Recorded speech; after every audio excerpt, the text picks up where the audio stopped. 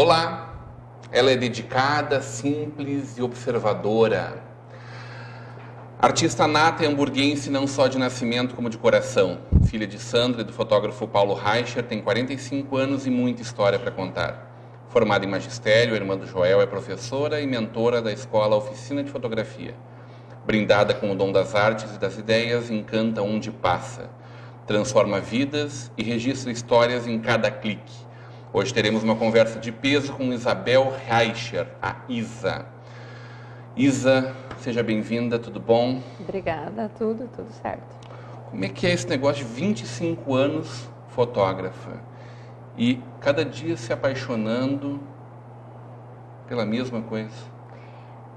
Eu acho que é quase como um casamento, né? Quando a gente escolhe uma profissão, ou a profissão nos escolhe, talvez, né? A gente tem que a cada dia se apaixonar, né? Buscar inspiração, até porque em 25 anos muita coisa muda, né? Como num próprio casamento, as pessoas também modificam durante esse processo, essa relação, né? Acho que é uma relação como qualquer outra, né? A profissão é uma relação e a gente precisa se adaptar com as novidades que acontecem na profissão, as novidades tecnológicas, as novidades estéticas, né? Reaprender a olhar as coisas de uma forma diferente. Até porque, como a fotografia é olhar, é visão, e nós, pessoas, indivíduos, mudamos a nossa opinião, né? A gente também olha para as coisas todo dia de um jeito diferente. Tu viveu a maior transformação da fotografia, né? Desde que ela existiu. Eu acredito que sim. Eu acho que a maior transformação foi o surgimento da fotografia, né? Que aliás, não é um processo, ela é datada de 1824, 29, dependendo de qual for a história contada, né? Mas são vários surgimentos técnicos, né? Nessas duas datas, então ela é datada dali. Mas antes disso, já se estudava a ótica, né? Já se tinham as câmeras escuras. Leonardo da Vinci fazia suas pinturas com perfeição, ele e outros pintores, né?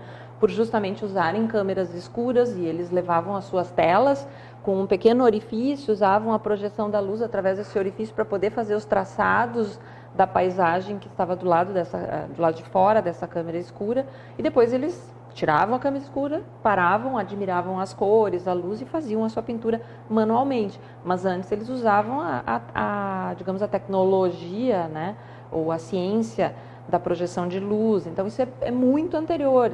E acho sim que essa grande mudança digital, ela é uma mudança tecnológica, mas essencialmente comportamental. Do meu ponto de vista, o que mais mudou com o digital não é essencialmente a técnica, porque continua sendo captura de luz, sombra, projeção muda a superfície, a maneira como isso e como se transporta essa imagem, né? Mas muda o comportamento de quem fotografa, muda o comportamento de quem é fotografado, né? E essa relação ela é muito mais efêmera, mais virtual também, né? Eu acho que isso para mim foi um grande... Quantos cliques se forma um comportamento de um fotógrafo? Isso é uma trajetória, né? A gente tem ali na escola cursos, né, que formam e que dão um embasamento. A gente vem já desde o ano passado tendo um curso de formação integral, que é um semestre inteiro que os alunos vêm e repassam. E a gente brinca que eles então saem dali, mas eles não saem prontos, né? Claro que eles saem preparados para o mercado de trabalho, isso sim, mas pronto mesmo, a gente nunca está pronto, né? Tu explica a técnica. Nós explicamos. Mas não tem como emprestar o olhar para eles. A gente explica a técnica, né, nos diversos campos, abrindo as possibilidades de experimentações em diversos campos da área social, exclusivamente da área social, que é a nossa área de experiência, né? A gente experimenta olhares, né? A gente possibilita que eles brinquem com o olhar em diversas possibilidades. A gente observa o olhar deles e lapida esse olhar, né? Para que eles saiam realmente prontos para enfrentar um mercado que é cruel, né? Que é muito disputado hoje, em função da visibilidade que a fotografia tem, da expectativa das pessoas terem, até do glamour, né? Quando eu comecei a fotografar, 25 anos atrás, as pessoas, tu vai deixar o magistério para trabalhar com fotografia, porque ser fotógrafo não era uma coisa assim tão, né, admirada como hoje, não era uma coisa tão nobre, vamos dizer assim. Acho que uma das pessoas, isso eu falo de boca cheia, né, uma das pessoas que começou a fazer essa mudança, até mesmo nacionalmente, foi meu pai, né? E que é uma referência muito forte na tua vida. Na minha vida e na vida de muitos fotógrafos, né? A gente brinca que tem várias feiras de fotografia que a gente vai e a gente sempre convida o pai, ele hoje não trabalha mais na área, e a gente sempre convida o pai para ir junto, para ele passear, para ele rever pessoas e tal. E a última vez que ele foi, há 3 anos atrás, ele disse, não dá. Não consigo mais vir, porque eu não consigo andar nos corredores. Porque ele caminha e as pessoas vêm para tirar foto, vem para pegar autógrafo, vem para dar um abraço, vem para chorar no ombro dele de saudade, porque o pai é uma referência. Muitas pessoas no Brasil inteiro chamam ele de Mestre Paulo, né? Porque ele realmente abriu, como outros, né? Mas outros poucos, né? Ele foi um dos que no Brasil começou a galgar esse espaço do conhecimento, né? De abrir possibilidades. Tinham fotógrafos que chegavam aos cursos do pai que nunca tinham mexido em abertura, velocidade, ISO, né? Aprenderam, sei lá por quê, porque o balconista vendeu a câmera assim, ou porque o antigo fotógrafo do qual eles tinham comprado o estúdio tinha explicado que a câmera era em f8, 125, ISO 100, e as pessoas passavam 20 anos fotografando daquela maneira, né? E aí o pai começou a dizer, não, existe a possibilidade de ter um ISO mais alto, existe a possibilidade de usar em 2.8, e era espantoso isso para a época. E ele sabia tudo isso de experimentar? Sim, o pai foi um amante da fotografia, né? Ele era um amador na época de solteiro. Eu lembro que as primeiras fotografias experimentais e preto e brancas que ele mesmo revelou foi de quando ele era noivo da minha mãe, né? Depois ele trabalhou no jornal NH, na Otomite, então ele experimentou fotolitagem, essa área, né, da fotografia também. E aí ele foi para a Kodak em Porto Alegre. E ele era vendedor, e a Kodak tinha, na época, né, uma filosofia muito bacana, que o vendedor ele tinha que conhecer a técnica e a tecnologia. E aí o pai ia quase que todo ano para Rochester, na base da Kodak, para fazer um curso de 1 mês, 2 meses, 3 meses, né? E lá ele então se habilitava a voltar para o Brasil e vender o produto da Kodak com conhecimento. E isso foi, então, imagina, aumentando, né? E ele sempre teve o objetivo, desde que casou com a mãe, de abrir um estúdio, né? Mas eles precisavam organizar a vida financeira, 2 filhas em menos de 11 meses, né? Tem uma irmã, tem 11 meses mais que eu, então é uma coisa que não é tão simples assim, né? E aí a mãe sempre queria, o pai sempre queria um menino, né? E aí a mãe disse, não, esse menino só vai vir depois que tu estiver trabalhando do meu ladinho aqui para me ajudar a criar, porque ele viajava muito como vendedor. E aí quando o pai saiu da Kodak, em 89, e abriu o estúdio dele, onde é hoje o nosso estúdio, o pai e a mãe moravam ali, a mãe e o pai então tentaram um menino e veio então o Joel, 11 anos depois. Que não é teu marido.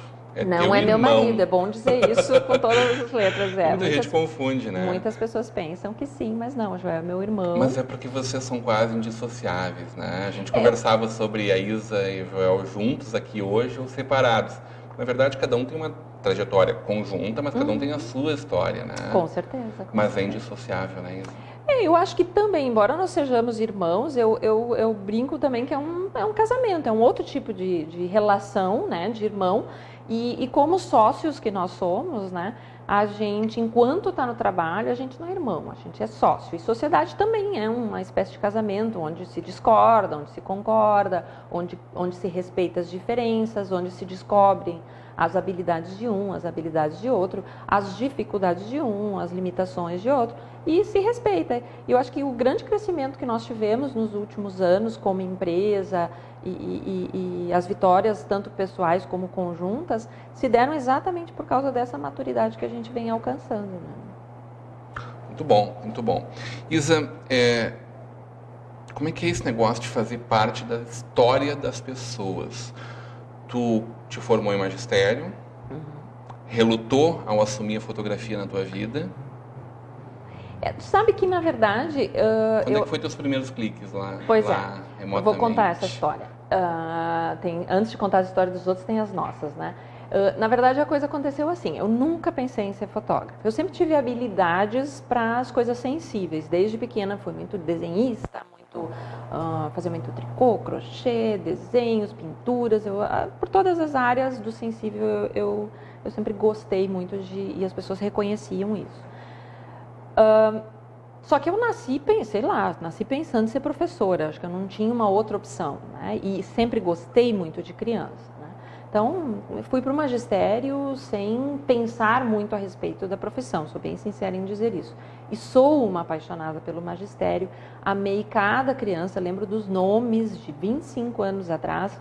Tenho o prazer de fotografar a vida dessas pessoas hoje, casando, fiz aniversário de 15 anos da Annelise Gehlen, depois fiz o casamento da Annelise Gehlen, que é um exemplo que eu lembro agora, tem outros. A Annelise está grávida, vou fotografar a gravidez dela, né? Então, tá muito legal de ver, assim, que eu ainda continuo em muitas histórias desses alunos, mas eu lembro dos nomes dos 100, 150 alunos que passaram por mim naqueles 3 anos que eu fui professora. Mas simultaneamente a isso, eu fazia a faculdade de, na época, não chamava Artes Visuais, eram Belas Artes, né? Porque minha intenção era licenciar, né? Ou seja, ser professora de artes visuais, né? De artes nas escolas. E nós tínhamos uma cadeira com a professora Beatriz, não lembro o sobrenome dela, então não esqueci do primeiro nome dela, que era uma queridona, uma professora muito determinada, exigida, gente, perfeição. E na aula de desenho da figura humana, ela teve o seguinte comentário: nossa, teu desenho é horrível. Mas a sombra e a luz, tentando me ajudar, né, a não cair da cadeira pelo desespero, ela disse, mas a sombra e a luz da tua foto, do teu desenho estão muito legais. Daí eu tentando sair daquela situação, disse, vai ver que é porque meu pai é fotógrafo. E aí a Beatriz deu uma ideia de eu levar colegas para o estúdio do meu pai, pedir licença para ele, para que a gente nos fotografasse e usássemos as fotografias para então tentar melhorar o meu desenho e o desenho dos colegas em termos de proporções e tal. E óbvio que eu botei o pai muito espertamente disse, não, tudo bem, só que eu vou te ensinar então a iluminar, vou te ensinar a fotografar, e aí tu pode usar, porque vocês vão fazer fotos nuas, eu não vou ficar aqui com as tuas colegas, né? E aí tu faz, só que, claro, o objetivo dele era outro, né? Meu pai sempre foi o bebe quieto, né? Exatamente. E aí, pronto, né? A gente brinca, eu e o Joel, quando os nossos alunos hoje entram na escola, a gente diz, fotografia é um vírus, né? Espirrou, pegou. O problema é que não tem cura, não tem antídoto, então, pegou a fotografia, tu vai levar ela contigo, seja para a vida pessoal ou profissional. E no fim ela me contagiou tanto, e claro, tinha toda a história do pai, a trajetória dele, que foi muito bacana poder pensar, né? Só que não pense que eu entrei pela porta da frente fotografando, não. O pai me botou primeiro a lixar todo o estúdio dele. Depois, quando eu decidi, ele disse, tu quer deixar a tua profissão de lado e quer vir fotografar? Não tem problema. Vamos primeiro lixar todo o estúdio, vamos pintar. Aí na época passava aquele filme Karate Kid, que o mestre também, né, mandava pintar, exercer com pincel e tal. Eu digo, tudo bem, Karate Kid da profissão, da fotografia sou eu, né? Eu brinco. E ali não existia nem o Joel ainda? O Joel era ainda um gurizão, né? Eram 11 anos mais novo. Eu tinha nessa época 19 para 20 anos, então o Joel tinha 10 anos por aí. Né? Ele nem se pensava. Mas o Joel foi muito cedo para a fotografia. Com 14 anos ele já nos acompanhava iluminando os casamentos, né?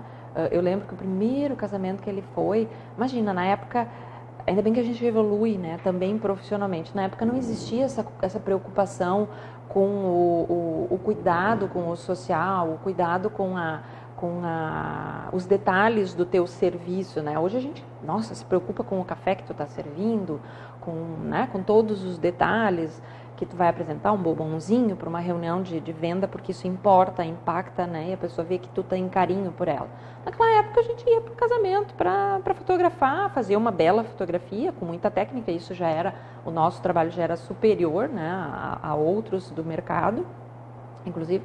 Mas a gente não se preocupava com esses detalhes. E o primeiro casamento que o Joel foi da família Sim, e o Joel foi de jaqueta jeans, com o braço quebrado, cheio de escrita e assinatura. Eu lembro que a mãe da noiva disse, escuta, o Joel vai trabalhar assim? Eu disse, não, ele só vai ficar lá naquele cantinho. O Joel passou o casamento inteiro escondido, morto de vergonha. A partir daquele dia, foi uma grande lição de vida, a gente investiu em uniforme, terninho para nós todos, né? Então, e aí vocês não saíram mais da vida das pessoas? Não saímos nunca mais. A gente vinha, né, dessa coisa já com o pai. Eu quero conversar contigo sobre adoção. Mas isso a gente fala logo depois do intervalo. A gente volta em seguida para uma conversa de peso com Isa Raja.